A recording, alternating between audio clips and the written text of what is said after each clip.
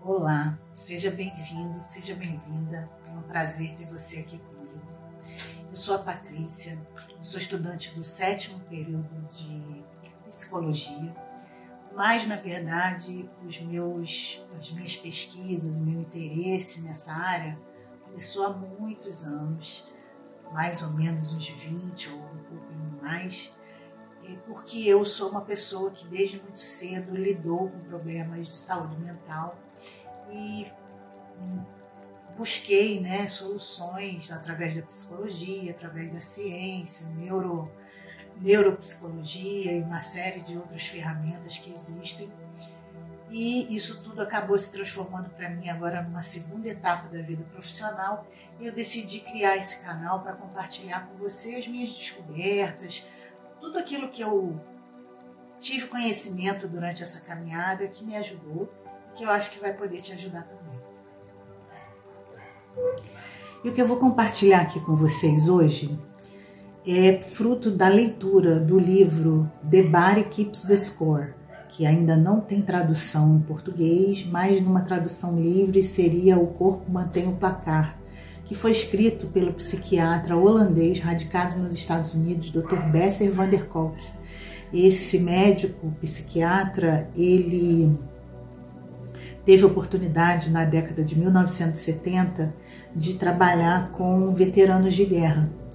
E aí ele percebeu que a medicina ainda não dispunha, mesmo na farmacologia, a gente ainda não dispunha de meios adequados para lidar com essas pessoas, porque o que acontecia com os medicamentos era que eles simplesmente deixavam as pessoas um pouco menos conscientes, menos vivas, digamos assim. Aquilo agia como algo que anestesiava a pessoa, mas na verdade não tratava a causa. E ele se dedicou a estudar sobre isso, porque ele viu que faltava esse estudo na medicina, e de fato os estudos que ele fez, e até hoje ele faz, serviram para trazer o transtorno do estresse pós-traumático complexo para o mundo da medicina, né? Um assunto que hoje em dia está sendo bastante comentado.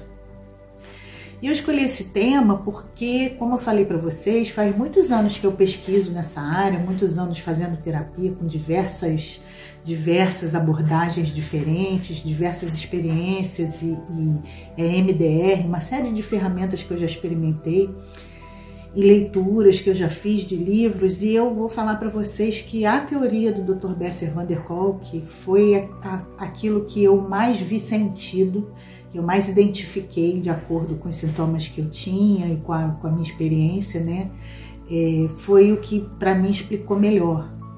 Então ele explica um pouco pelo aspecto neurológico as alterações que uma infância adversa vão produzir na vida de um adulto. E tudo que ele explica ali para mim foi como se eu tivesse encontrado o Santo Graal, sabe? A resposta que eu estava procurando. Ele descobriu nas pesquisas dele que mais de 75% dos problemas de saúde mental que a gente tem hoje no mundo moderno estão de alguma forma ligados a históricos de transtorno do estresse pós-traumático complexo. Bom, primeiro a gente tem que entender o que é o trauma, o que é a memória traumática, o que é o transtorno pós-traumático. Então vamos lá, o trauma, a gente tem até inclusive em outras áreas da medicina, né? Na medicina física, tem o traumatologista que vai cuidar de quê? De golpes, pancadas, feridas, né? Tudo aquilo que machuca, que impacta. Esse trauma também é possível a nível psicológico. E quando a gente fala em trauma, no senso comum, vem logo à mente assim, grandes episódios, né? Uma batida de carro, um acidente de trânsito, uma arma de fogo, alguma coisa desse tipo. E não está errado, né? E aí, esse trauma, o momento de sofrer esse trauma para esse indivíduo que sofreu, ele vai envolver uma série de aspectos, vai envolver o que a pessoa vai conseguir guardar desse momento, de imagens visuais, de odores, às vezes freada, né, de carro, deixa aquele cheiro, ou gasolina, a memória de ver alguém que você gosta correndo, sendo machucado, enfim. Isso tudo vai criar uma memória traumática. Então, a memória traumática é aquilo que fica dentro da gente após sofrermos um trauma. E o transtorno do estresse pós-traumático, na verdade, ainda, ele é uma resposta natural do organismo, porque nós temos a tendência ao equilíbrio, né? A homeostase, na verdade, que é a palavra científica, que é o que o corpo faz, o cérebro, né? Faz com o nosso corpo, sempre tentando regular a temperatura, sono, uma série de aspectos, alimentação, tudo para nosso organismo ficar em equilíbrio. Então, esse grande impacto, esse trauma, ele também vai gerar uma resposta do organismo no mesmo nível daquela agressão. Então, se for uma coisa muito grande, a pessoa tende sim a ter uma resposta de ficar com medo, e essa resposta não é mais ao trauma, porque o trauma já passou. O trauma passa e ele acaba. Mas a memória traumática fica e a pessoa passa a responder a essa memória traumática com essas manifestações, às vezes suores, tremores, vontade de pânico, né? Ataques de pânico, vontade de gritar, pensamentos repetitivos, uma série de alterações na psique até que aquela pessoa se equilibre. Com relação ao transtorno do estresse pós-traumático, é quando isso se torna problemático de uma forma que a pessoa não consegue retornar para o ponto normal, né? Onde ela estava lá antes de sofrer esse trauma, ou pelo menos ela não consegue chegar no ponto menos extremo, né? Digamos que aqui é o normal e ela pelo menos não consegue vir aqui mais para perto, ela fica aqui assim, muito ainda exaltada, a coisa já passou tem um tempão, e a pessoa não dirige mais, não sai mais de casa, enfim. E aí tem que, né, correr atrás, fazer tratamento e alguma coisa. Mas o transtorno do estresse pós-traumático complexo, ele já é bem diferente. Ele não é composto de grandes traumas. Ele é composto de uma série da exposição contínua a uma série de situações traumatizantes.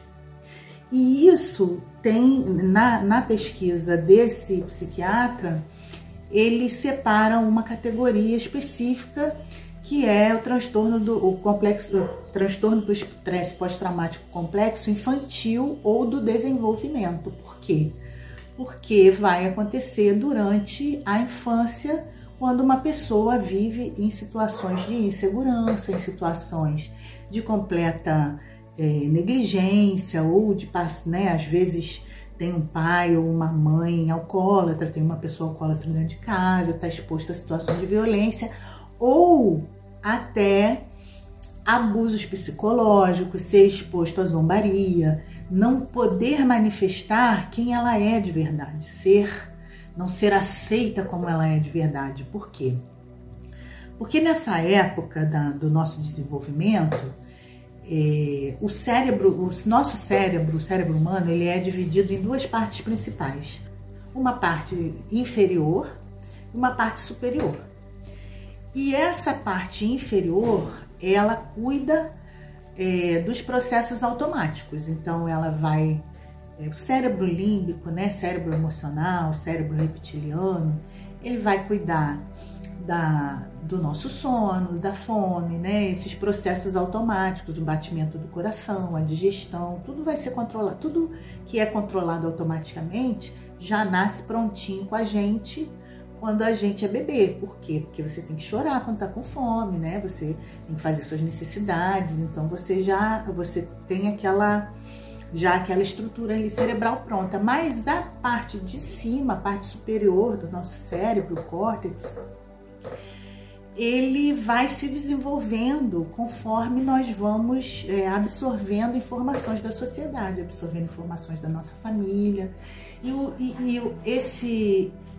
Essa ligação emocional que existe entre pais e filhos, né? Pais preferencialmente, mas cuidadores e crianças, O cérebro da criança, ele está preparado para se perceber, para formar uma imagem de si mesmo a partir desse olhar que ele vai receber do adulto.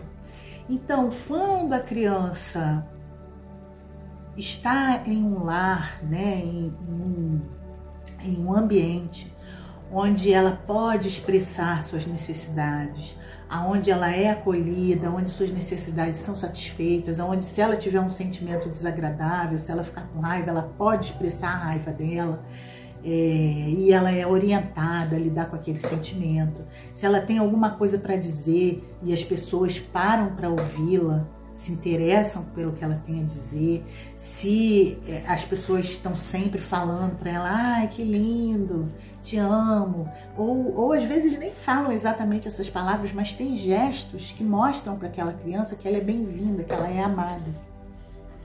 O cérebro da criança que está em formação, ele vai absorver aquele ambiente como: eu sou amável, eu tenho direito a ser quem eu sou, é bom, as pessoas gostam de mim pelo que eu sou, é bom ser quem eu sou, é ok sentir o que eu sinto, é ok dizer o que eu sinto.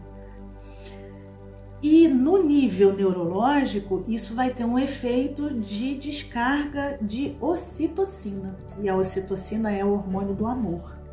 Então, esse cérebro, ele vai ser formado já com essa tendência para o hormônio do amor, do relaxamento, da tranquilidade. A ocitocina é o hormônio que cria o leite materno. E quando a criança chama o pai ou a mãe, quando esse pai ou a mãe está emocionalmente conectado com essa criança, esse pai ou mãe também recebe essa descarga de ocitocina.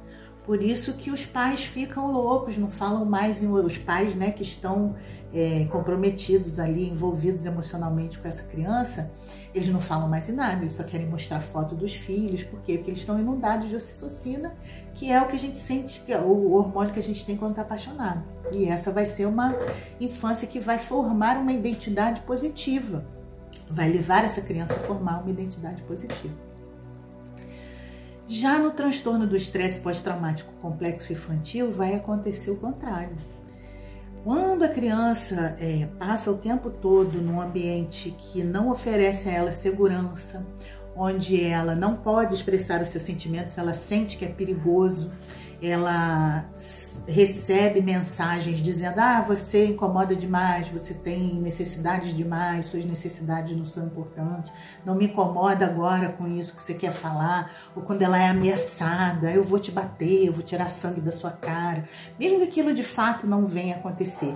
Mas essa expectativa, que assim, a criança, ela é muito indefesa, né? Ela não vai parar e pensar: não, mas a pessoa está falando isso, mas porque está com problema no trabalho, está com problema no casamento. Ela não vai pensar isso. Ela vai pensar que realmente as necessidades dela não são importantes, que ela não é digna de cuidado, não merece que ninguém, não pode esperar que ninguém perca tempo cuidando dela. E no nível neurológico, isso vai desencadear o mecanismo de luta ou fuga e uma enxurrada, uma cachoeira de cortisol. O cortisol é o hormônio do estresse, é o hormônio da raiva, é um hormônio fortíssimo. E essa criança, com essa constante exposição, às vezes abusos físicos, às vezes abusos sexuais, né? Uma série de situações que mostram para ela que onde ela está não é seguro, que viver não é seguro, que esse mundo não é seguro, que ela não merece, ela é um alvo fácil, ou ela não é bem-vinda, ou ela, né? Porque a gente sabe que tem crianças que escutam: você é burro, você não presta, você não devia ter nascido, né? A gente vê aí casos e casos. E isso tudo, no nível neuronal, vai formar já, infelizmente, um cérebro viciado na cortisona. E isso vai ter efeitos devastadores sobre essa pessoa, pela formação de uma identidade negativa, né, com o que eu falei para vocês, de sentir que não é amada, não aprender a se cuidar, não investir em autocuidado, ser codependente, ficar esperando o amor das pessoas, querendo validação, às vezes de pessoas que não estão na mesma sintonia, que não gostam dela, né? E a pessoa fica ali. Isso tudo por quê? Porque é formada uma identidade negativa e essa pessoa se auto-identifica como alguém que não tem valor. Alguém cujos sentimentos não importam, cujas necessidades não vão ser preenchidas, porque não merecem ser preenchidas.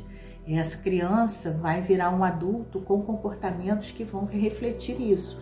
E no nível neurológico, é um cérebro desequilibrado. O que acontece? Essas inundações constantes de cortisona, elas vão virar, digamos assim, uma programação desse cérebro. E aí, quando essa pessoa estiver adulta, essa mesma memória traumática que eu falei para vocês, que já não é mais o trauma que está ali, mas a memória traumática, essa memória traumática enorme dessa pessoa que foi exposta a infância inteira a situações adversas, ela vai começar a se comportar ainda como aquela criança. Bom, esse foi o vídeo de hoje. Se você gostou, deixa aqui para mim embaixo o seu comentário, tá bom? Espero que você tenha gostado e te espero no próximo vídeo. Tchau, tchau.